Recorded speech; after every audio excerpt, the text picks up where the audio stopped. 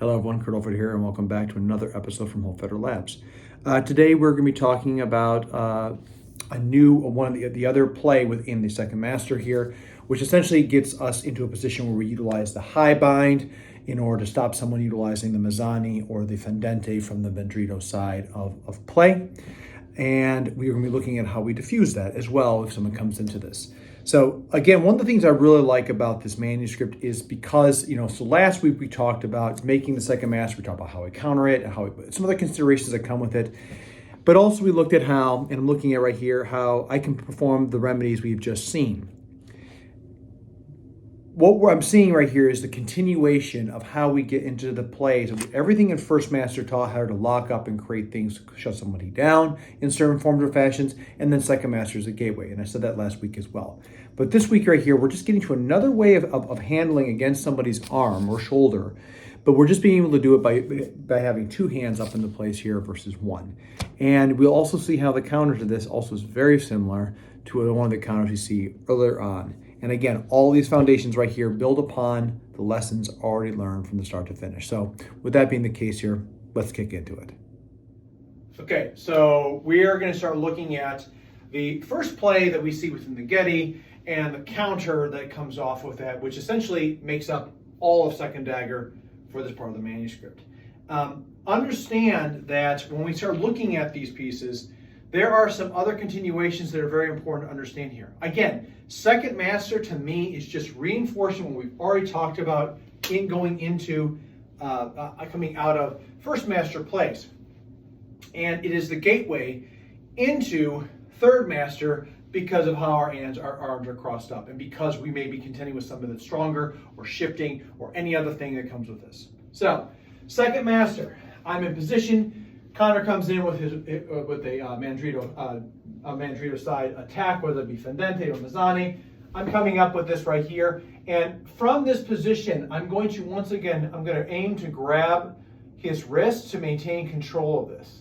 Now, from this position here, the manuscript shows the image of the guy coming up from behind, and now we're here into this, which basically allows us to do the breaking of the arm, dislocation, and or the throw. Okay. So a little bit about this though, because here's the deal. When we're looking at this dagger shot right here, knife comes in, I'm here with this, just to grab. If I'm like this, if I have control with this, and if he is nothing but a beam pole, which he's not, I can push him, I can step here and up, I won the day and the book is right. Again, that's not reality. So because he is stronger, because he's got things right here, there may be other things that I'm contending with here. The knife comes in, I've gone to First Master, maybe I shoot to Second. I seize his wrist, maybe he starts to go backwards with his arm. He's going to try to pull his arm free here. Natural human response of wanting to make sure he gets that dagger out of play and attacks me in some other form or fashion.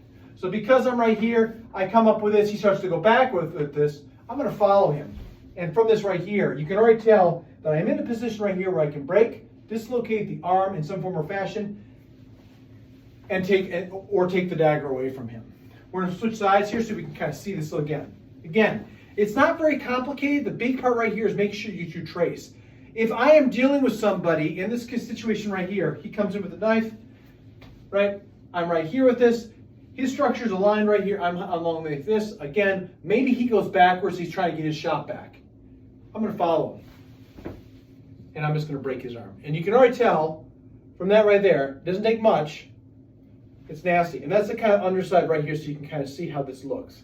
The dagger's not in my face. It's off line right here. And because I'm using First Master concept, I'm pulling it across and doing this way, it controls this arm and destroys the upper chain.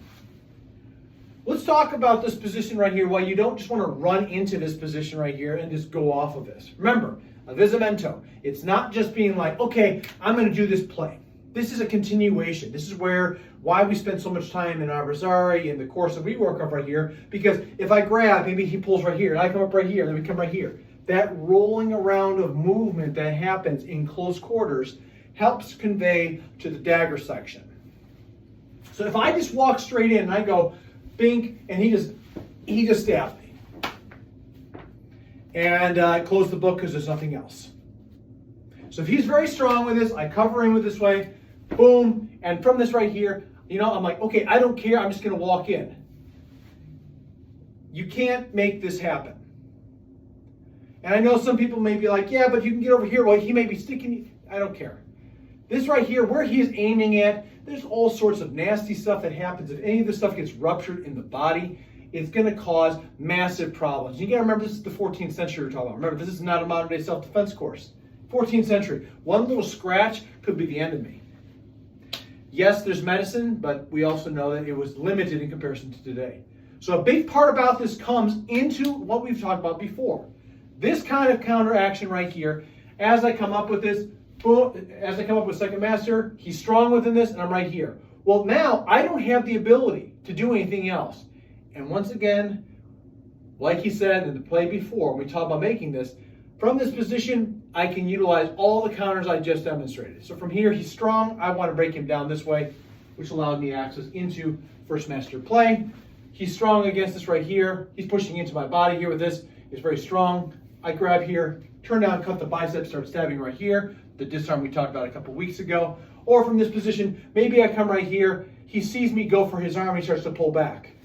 And now we're back into place right here. Second master just became first master. So we see the continuation flow of this. It's not just one technique and done. It is constantly moving back and forth, which allows for us to flow and roll and move. Okay? So now we're going to be talking about countering this. And this is very similar. It's very reminiscent of what we've talked about before with the ligadura. With this being the case, when this dagger shot comes in from here, the moment I start coming back, so he's going to maintain this grab right here on my wrist, and this arm's going to come around this way. Now you got to remember, momentum is a big thing right here. So ultimately, like we've talked about with ligadura and other things right here, does the person step behind? Does this person that's right here? Maybe. We don't know. This could be a scuffle. I could be trying to do this right here, scuffling back and forth. Ultimately, the big thing right here that comes down to is find your hand up here and turn it into him. And part of the thing that happens with this is, remember, he's going to be stepping across with the body. So this leg's going to be coming behind me here. So by me doing this right here, by me coming over, my leg is in a great position for a throw. It's a great way of position to be able to reinforce. All sorts of nasty things here. So big thing about that, again, remember, position. It's about, first thing we got to do here is now we're going from this, and we're going to grab the wrist, coming up onto this side right here. So shot comes in, boom, I start to retract. He steps through with this. I come here, and I'm going to step into this. I'm going to allow myself that spot. Now, ultimately, right here, you can see I'm touching the back of his neck. The reality is right here, if he's grabbing my wrist, I'm going to drive this right into his face and or his eye to some form or fashion. Okay? Really nasty, really easy play to get into. The big thing right here is you got to remember this is a person that's going off of pressure, off of feeling on that. And what comes with that is we have to understand that upon immediate contact, there's a choice of action. Because again, if I'm right here, in, and I stay steady here, just grab, make first play, and now we're into this, and we have all plays off of this, right? And it might look like, again, like we had before about how knife fights may, in this period of time, may have gone up. Here he grabs my wrist, he does that, and as soon as he brings out his arm to do something, I roll into this. Now we're getting into how we get into other plays. And already, I'm making his arms come over. Then I just use another remedy. It's just the combination of being able to flow and roll and move. Each of these plays are individual, but each of these plays are connected. So, again, big takeaways from this. Again, from second master, the big part right here is I'm coming in, comes into this. He's going to secure the wrist, and from this position here, he's going to drop the arm, thinking as he steps through, he's going to make dentate chingaro coming up right here. And from this right here, he has every bit right here to destroy the back of my arm here in any form or fashion. If I see this immediately, I come into it here, grabbing the back of the dagger here, and I'm going to drive this into his neck, into his face, or some form of fashion. And that right there are the two major plays that we see within second master. We see the covering action, the countering to it, and the figure four action, which allows us to play into that. Next time we meet up here, we'll be talking about how right here, why it's just those two, just the big things right here, because ultimately you don't just have two plays. You have everything right here from first master up to this point, And now we're going to start talking about this area over here. So you can see that when we're looking at working and employing this countering mechanism to what modern day might be called the figure four, again, we're utilizing that strength to get ourselves in the position. And grabbing the back of my hand, we're starting to utilize a similar concept to what Fiore talks about in regards to, the Porta di Ferro doubled. In this case right here, I have a dagger in hand here, so it's not necessarily what I think he's talking about in regards to the position-wise, but we get to that reinforcement place to create the shape. Part of this works in many ways and forms and fashions because essentially the momentum that they're pushing through with this allows me the action here we're both bladed off. So if we think about the concepts learned about within the trip up that is seen within the armizare section, where he tells us, do this quickly, right?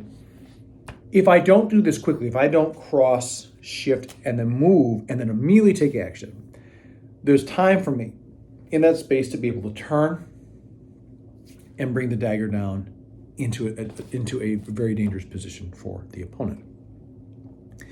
And now the cross step that happened right there is now the spot in which we can now throw them and dislocate their shoulders or put them to the ground, etc. in context.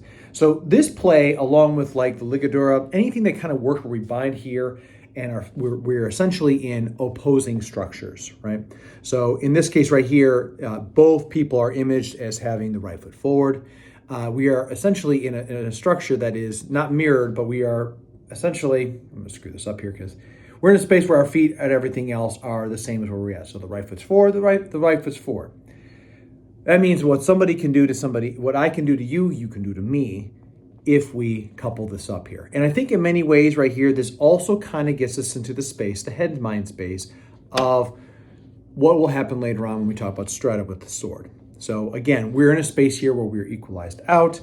And because of that crossing, and because I cross right here to go this way, and you cross right here to stop me here, again, it's the same type of figure four lockup. And now we are neutralizing each other, which means whoever can use the piece here better or stronger or whatever has the advantage. And that's a big part of the lesson, I think, in this right here. Not just the technique and the handling of the dagger, but that we are now equalizing our structure and strength. And this is where movement, speed, and everything else, especially off the senyo, really takes in place here. So again, when we talk about countering the figure four, very nasty position here, very nasty freaking way to get in there.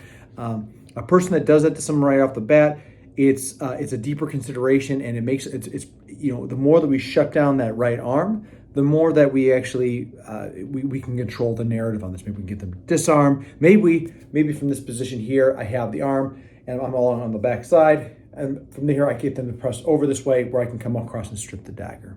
We don't know. Ultimately, it's just another portion of play where we can kind of accentuate things out with it all. So with that being the case here, that's going to conclude this one right here. Again, the figure four is kind of a revisiting of ligadura and how we counter that, which we see in armizare and as well as in dagger, and as well as the trip up.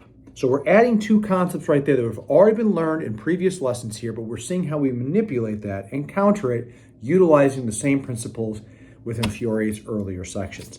So one of the things I love about this manuscript is that everything does tie together and work together in such a form and fashion because the body only has so much. So if you are one of my viewers out there, thank you so much for the support and the comments that you've left behind there. It really means a lot to me.